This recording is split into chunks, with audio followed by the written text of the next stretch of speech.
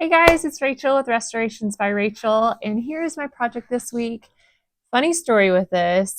I actually considered just buying it to resell as is, make a little bit of money, but I got a vision in my head and I just couldn't let it go. So I'm going to go with that vision. I'm excited to try it. There was a paint color that I've seen recently on some pieces, and I just think it would look so good on this.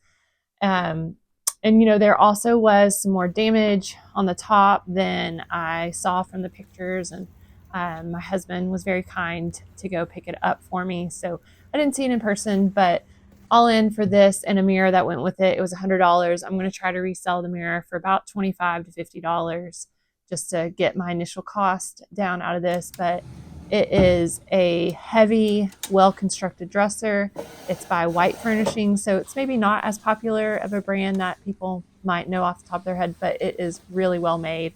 And I am just a sucker for this Hepplewhite style too. So I'm excited to get going on it. It's going to need a really good clean before I'm able to prep it for paint, but shouldn't be too much work. Famous last words though, right? First things first, to clean well, I'm going to have to pull out this hardware.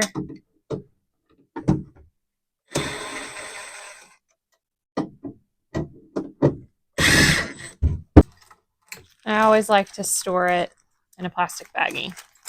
That way nothing's lost. And then so I can open and close the doors, I like to put these long bolts in there. And tape the back so it stays. And then I'm also going to tape the back of the other hole so when I'm painting, no overspray goes into the drawers.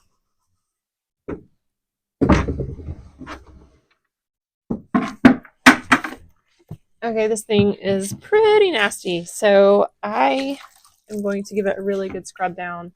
I'm using this like brush attachment, and I've just dipped it in some soapy water. I don't feel like it got super soapy, so I'm just gonna squirt some extra Dawn on there. But what's awesome is it just goes, whoop, it is messy, but it scrubs so well. So I'm going to get this good and clean.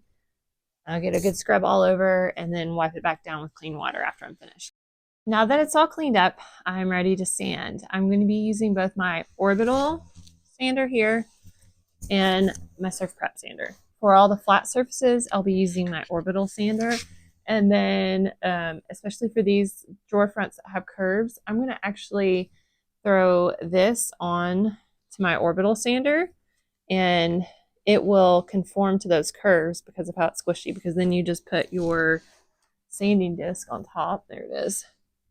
This one's a little deformed because it had some stuff sitting on it that I shouldn't have left on it, but it'll still work fine. So as it sands, it conforms to the curves, which is really great.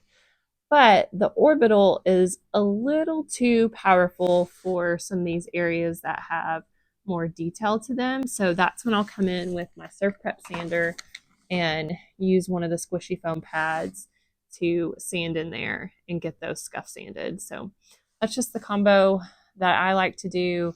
The surf prep sander, I know the cost is a great hurdle for many. And the first time I saw it, I was like, oh my goodness, you want how much for this? But I was fortunate enough that my neighbor actually had one, and he let me borrow it, and saw like, you know what, if I'm going to keep doing this, this is worth saving up for. So that's what I did. If you're just a weekender type hobbyist, not really doing it for a job, maybe not worth investing unless you just have the extra money and want to, because it is a really great tool. And you can use it on flat surfaces as well and in the corners. That's helpful for that, just to have different sanders to help you get into different spaces. And you could just use a mouse sander if you want. And Surf Prep does sell a variety of these squishy foam pads. Like this is their less dense one, and they have some. No, that's squishy too. That are a little bit more dense, that won't conform as much, but it will sand a little bit better. But they have it for not just their brand of sanders, they have a lot of variety. So you can go there and check it out and see if you have a different sander, if they maybe have some foam pads that would work well for your sander if you don't want to make the investment. So just a little tidbit to add. I'm going to get going. So get this ready. I almost forgot to go ahead and take care of some of these repairs that I needed to make. So I'm using this multi-purpose putty. It's basically just like Bondo. It's a two-part epoxy. You take the filler that's in here, mix it with this, and then put it in the area that needs to be filled. It hardens really quickly. It's also very stinky, so I'm going to wear my PPE to protect my lungs and get it on there and then get it sanded out. It might take a couple of applications before I get it to be smooth and that corner to look right, but it works really great and dries really hard. While the Bondo is drying, I'm going ahead and starting sanding. On the top, I'm using 120 grits because there is quite a few scratches and dings, and I'm trying to get through as much of the finish as I can to get it nice and smooth so I don't have to fill as many scratches as I go. On the sides, I first started with 180 grit because I thought I was just going to mostly be doing a scuff sand. But as I started sanding, I noticed that one, the finish was coming off really easily, and two, there were some areas where the lacquer that was on there was kind of alligator skin looking, and I didn't want one, the alligator skin showing through my paint job, or two, failing finish to be under my primer paint, because to me that means my paint's going to come off easily. So I went ahead and did a much heavier sanding of this than I had originally planned. It wasn't that it took a whole lot of time because, again, there was failing finish, but that usually I would have done a 180 grit for a scuff sand, or even just a 220, because you're just trying to scuff up the surface some so the paint will stick to it. But since the finish was so rough and failing, I went ahead and went down in the 120 grit and then went up through the 180 grit before applying my primer. When I start sanding any area that I've repaired, I like to kind of come from right above it to start sanding it. That way I'm not coming from below the surface and chipping away any Bondo that is above where my sander is going to hit it. I find that it gets a much smoother sanding, and I have to, do less passes of the Bondo.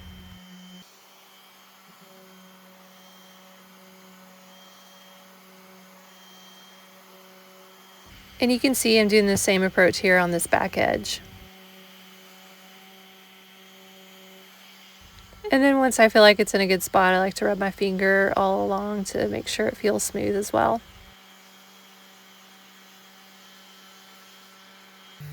For the base, I started out using my Surf Prep sander with a medium grit, but it wasn't quite taking off as much as I felt like it needed to. So then I switched to one of their foam attachments that you can add any type of sandpaper to, and I just added the 120 grit round sanding disc that I have. Once I was finished with all the sanding, it was time to protect the drawers from any overspray from my paint sprayer. I like using the aluminum foil because I can really conform it to the inside of the drawers. You could use paper too. This is just something that I've done recently and have found that it works really well. I'm doing this because I'm going to be spraying with the drawers inside the dresser, and there's still some cracks all around the edges of the drawers, and I don't want the paint to spray into the drawer and have to clean that up later. After many hours of sanding and prep, it is ready to get painting. So first, of course, I'm going to prime, but what's really exciting is that I have a new paint sprayer. I got a Wagner 5700. It was partially Christmas money from my in-laws and then in partnership with Lowe's. I just got it. It just came in the mail today.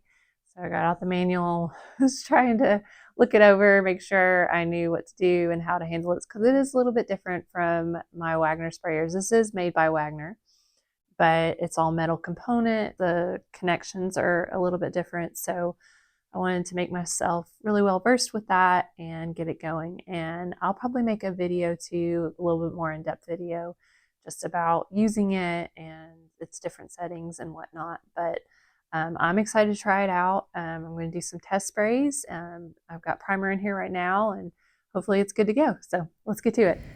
As you can see here, the hose connects to the sprayer right at the top there.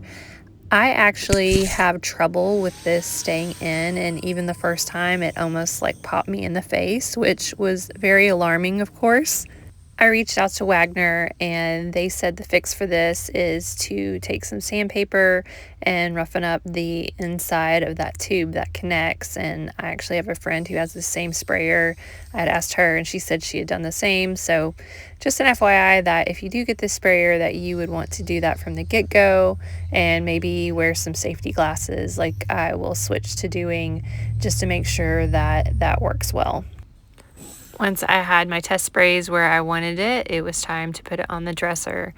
It sprayed really well. I was very, very happy with this sprayer. I could tell there was a lot less overspray and that it was atomizing the paint better. So it will be a better test when I have a dresser that I'm trying to get a really smooth finish on. This dresser has wood grain in it that would help camouflage any type of inconsistency in the spray pattern, but my first impression is that it's a lot better than my previous sprayer, which is the goal. One downside to it being all metal components is that it is heavier.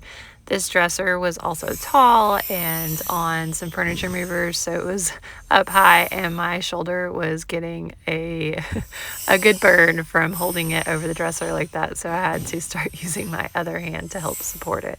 I don't know if you noticed that I am using a gray primer here. That's because I'm going to be spraying a dark paint color on here, and that just helps me not have to use so many coats of the paint. And this is actually a chalk paint. I had a friend share recently that she was using that as a primer. So when I found a quart of it in the Oops section at Lowe's for only $7, I had to snag it and try it. Look at that bleed through. Crazy! But first impression of the sprayer is I really, really like it. It went on really well. Not a lot of overspray. I did have a little bit of trouble with how this connects to the sprayer. It popped out a couple times, which is pretty dangerous in my opinion, just because it almost hit me in the face the first time, and I got put on some eye protection afterward, but I'll kind of work with that. I might tape it, problem solve a bit, but looks really good. And for this, I'm going to just get some clear spray shellac and spray that. I'm using a dark color, so I'm not too worried about it with the color, but still want to hold it in as much as I can.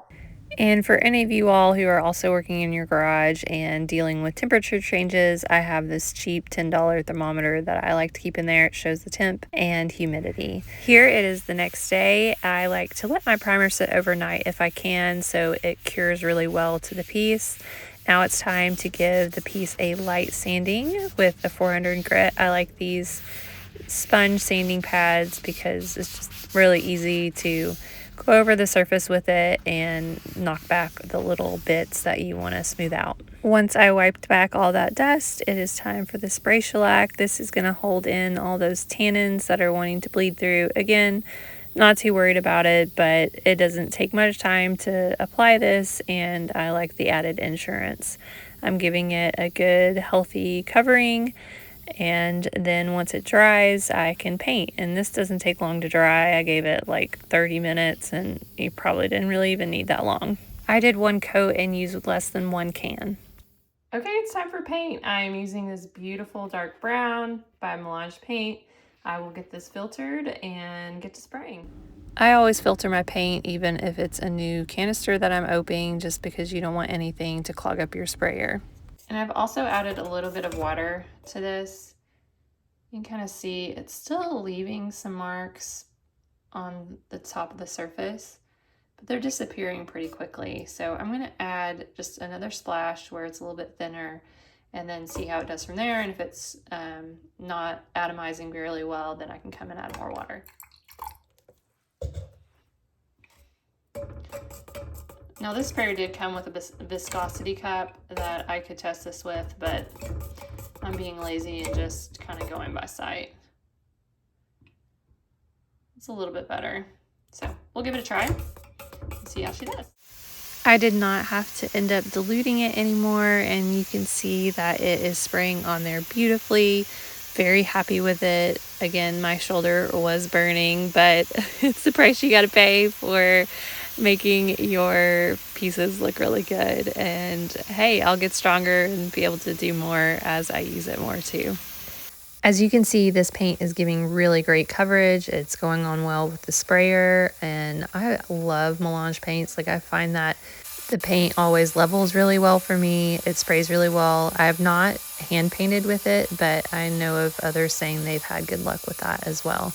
This is an all-in-one paint, so the top coat is built in, and on this dresser, I am planning to not top coat it. So here it is dry after one coat. It is looking so good.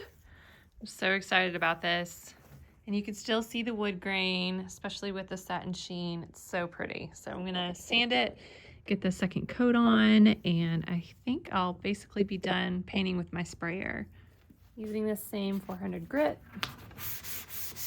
And yeah, it's has a little bit of that white primer dust on it, but it's okay. At least I think it's okay. It's kind of bugging me, but I'll wipe it off. While sanding, I noticed that two of the drawers were rubbing up against the edge of the base as I was opening and closing it. So I'm just taking my sander and I am going over it a little bit, sanding back some, closing the drawer again. Wasn't quite right, so then I sanded some more until it was closing smoothly like I wanted it to. Once I was finished with that, I gave it a really good wipe down to get all the sanding dust on there before applying my second coat of paint. Now I've taken my paint canister, my paint gun in and dumped out the paint, but there's still quite a bit of paint in there, and that's often what I'll use to at least do one coat of paint on drawer edges, and then I just have this little foam brush and I'll just paint it. One thing you want to be mindful of though is that you don't get any globs that come over on the edge. And now I would typically edit out this back and forth that you'll hear coming up, but I just thought it was too funny or cute to take out this time. Thank you so much for asking and being mindful of that. Well, I just heard you talking and I was like, she's definitely not talking to me. I never want to learn what she's doing. You don't ever want to learn? I mean, like, I don't ever, like, ask. Got it. Would you mind turning on the light switch? Hey, big guy. Oh, my boy. I'm kind of busy. You're kind of busy? Yes. Well, when you're not kind of busy, can you? Hey, Joseph. Oh, buddy. You. Joseph, can you come turn on the light? Why can't you do it? Because I'm trying to get my bike out and it's quite hard to. Why can't you do it later? No. Thanks for helping me, bud. Wish you would do it with a little bit happier attitude. Yeah, Joseph, I was going to say, if you would have acted a little bit happier about doing it, I might have done it for you. I mean, if you would have asked nicely, I probably would have done it for you.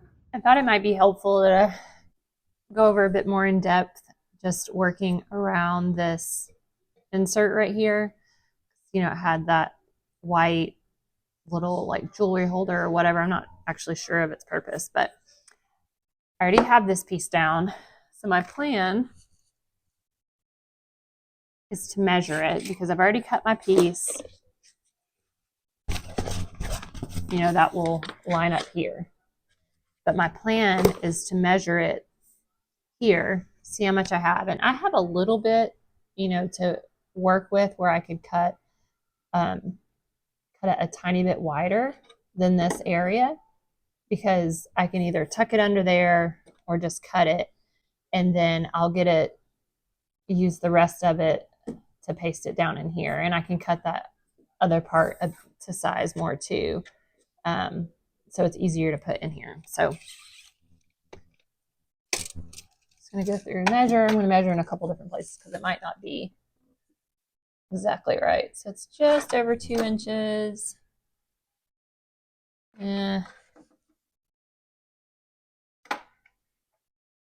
Basically just over 2 inches. So I'll probably do 2 1/8 on the paper so I have room to work with here. So I have it on my cutting mat here. This is really, I've used this for sewing in the past, but it has proved so valuable for cutting liner. I'm gonna have to be a little careful because this has about a little bit of overlap.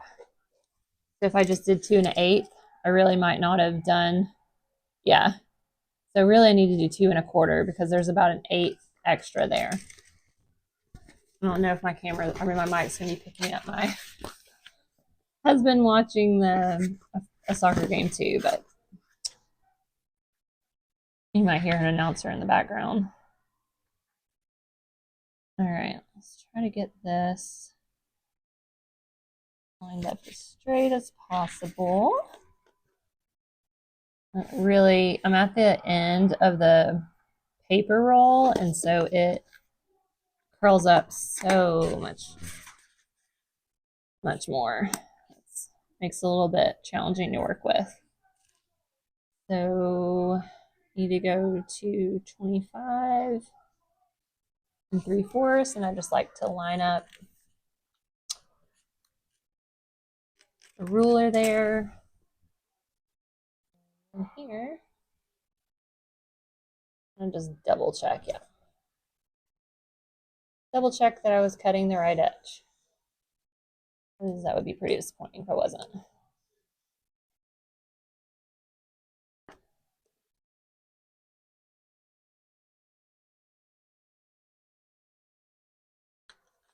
All right, see how this fits in there. Okie dokie.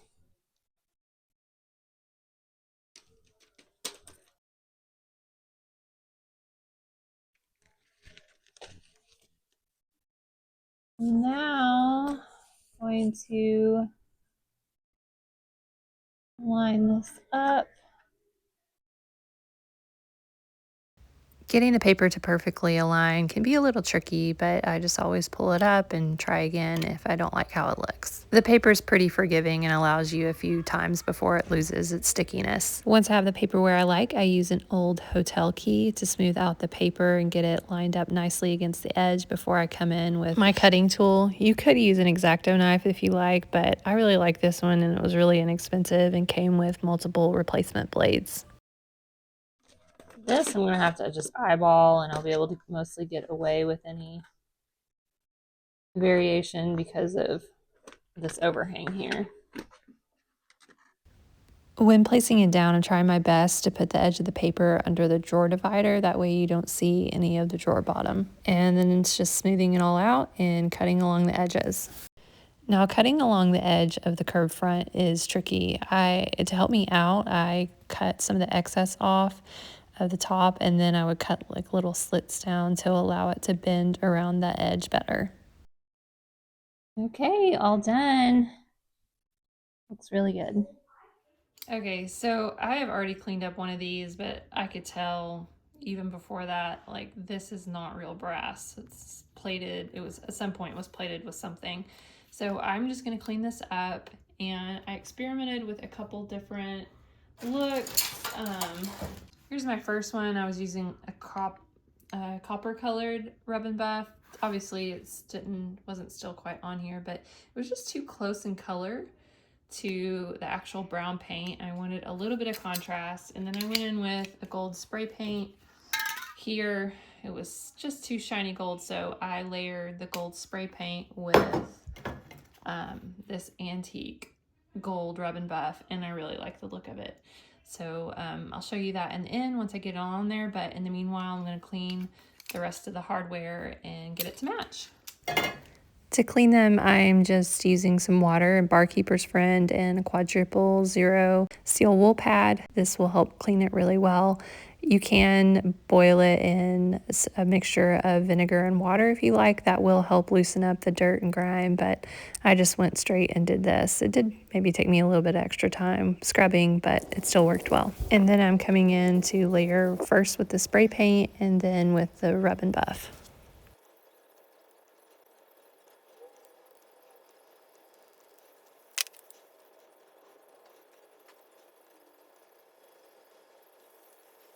Now it's time for the finishing touches. I like to use Howard Speed and Wax to hydrate the drawer glides, and then I also use it on the sides of the drawers as well. All right, y'all, this dresser is finally finished, but let's take a quick look back at where we started. It was a great dresser, just had a lot of wear from the years. The finish was failing and had some nicks and dings, but nothing truly major. But after all that work, here she is now.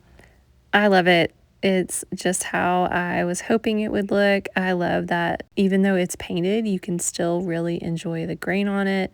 The sheen is really pretty. The hardware really pops against that dark color. And of course, you have the beautiful liner. However, I'm of the opinion that this style of dresser looks great no matter if it's paint, stained, or a combination. But let me know what you think. Thank you so much for watching, and if you've not already subscribed, I'd love for you to subscribe and follow along for my future flips, and I'll catch you next time.